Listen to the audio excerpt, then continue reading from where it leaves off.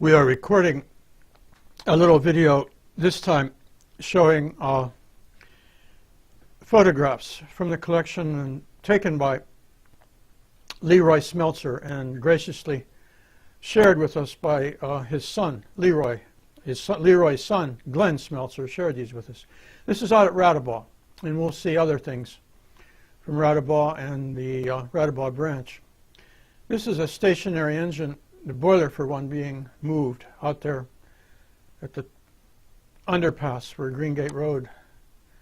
This also, according to labeling, is from out at Radabaugh. This too looks toward Greensburg, looking east, showing a train coming out of the tunnel that was out there once. That tunnel was daylighted in the 1960s and is no longer there. Now, this is an old topo map from about 1906 and 7. This is the main line of the railroad going through Greensburg. This shows us Radabaugh out here. And that's what we were looking at. And the Radabaugh branch goes down here and meets the southwest branch. This is a great picture of a locomotive and its crew, a train crew. A bunch of guys, the engineer and the fireman and the conductor, and probably brakemen there too. This is the introduction to something that happened in Greensburg in 1922. There were a bunch of locomotives coming through town. They were in a train.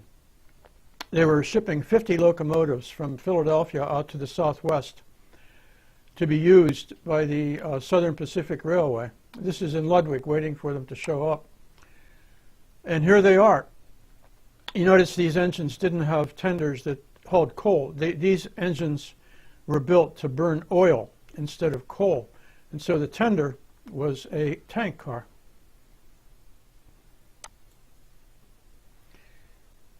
Another shot looking toward town. Looks like Leroy Smeltzer was up on a boxcar. This is in closer to town. This is when the tunnel that takes College Avenue underneath the railroad was being built. This is the top of that very tunnel in the process of being built, because when the railroad was first built in the 1850s, there was no tunnel there. This is down beside Walworth Valves when it was still functioning. We have a streetcar going by, and E.L. Ransom's building, which was an experimental model, it was a prototype, and for that reason of historical value, but it was in such bad shape it was torn down. Showing the old streetcars, they had a hard time getting around in the winter at times, just like the cars did. Another old one. This could be older than Leroy Smeltzer. It's a pretty old shot. An old ice wagon, an old trolley, and I don't know the location there. The location here is on the Radabaugh branch, and it's where Route 136 goes over top of the Radabaugh branch, and you see an old vehicle is tumbled over down into the ravine there. Now here we have that topo map again. It's on the Radabaugh branch, and it's right here. It's where Route 136 comes out of town, and that old automobile tumbled down over the embankment there. This is down at the other end of the Radabaugh branch. The other end, the junction at the other end, was called the County Home Junction for good reason. The County Home is right down below there, and this shows the southwest branch going past. The old topo showing the County Home, southwest branch going down toward Youngwood. The Tipple head frame and support buildings of the Greensburg Coal Company. It went out of business in the 1930s. I remember talking to old Nick Rulo, Sr. He told me that when he was young, his brothers worked at that mine, and they took him to work one day. They were hoping to get him a job, and he said he lasted exactly one day. He said after that one day, he got a job at Walworth, and he spent his working life at Walworth and retired from Walworth. He didn't want any part of the mines.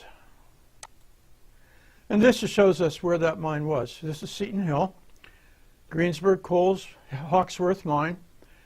And down here is a little community called Gayville, named for a real estate developer whose last name was Gay. This was built for company housing, for workers' housing for the mine.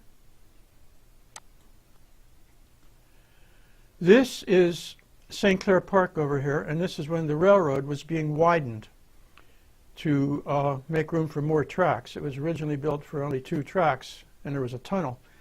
And at this time, the tunnel was removed also underneath Main Street and right through town. The station, old vehicles, probably from the 20s, Seton Hill up here, and you can see it's an early shot because there isn't much vegetation. A more recent shot, maybe from the 30s or 40s, you can tell by the vehicles, and Seton Hill up here has a lot of, the trees have grown up quite a bit more.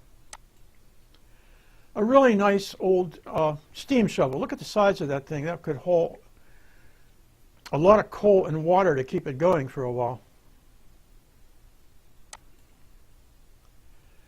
This is when the streetcar line was being removed, and Route 119 was being put in between Greensburg and Youngwood. This was the old jump-over bridge that was once used for cars, but once 119 was put in, it wasn't necessary anymore.